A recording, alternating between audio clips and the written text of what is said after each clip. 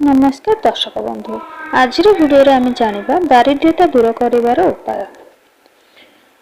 दारिद्र्य दूर करने जो मैंने सका उठी बेड उपर मुह को न धोई निज पापुली को देखी जदि 12टी ना उच्चारण करती से जीवन में केवे भी दरिद्र हुआ ना।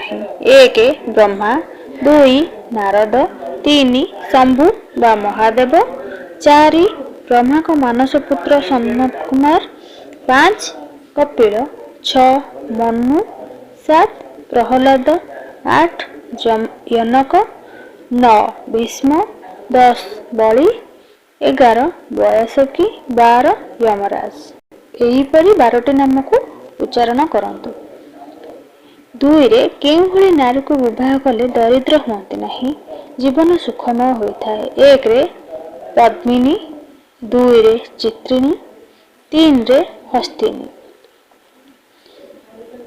3 रे गुरुवार दिन धला झिटिपिटी को देखिले ठाकुर घर किछि अरुआ चाउल आनी झिटिपिटी ऊपर को पकाई जहाँ मानसिक करिबो ता मानसिक पूर्ण होइथाए।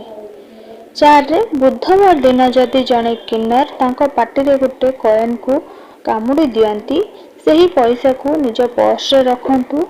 कौनसी दिन आपनक पर्स खाली रहिबनी, आपन पाखरे किछि ना किछि टंका निश्चिंत पर्स रे रहिथिबो, तबे भी पर्स खाली हुएनी।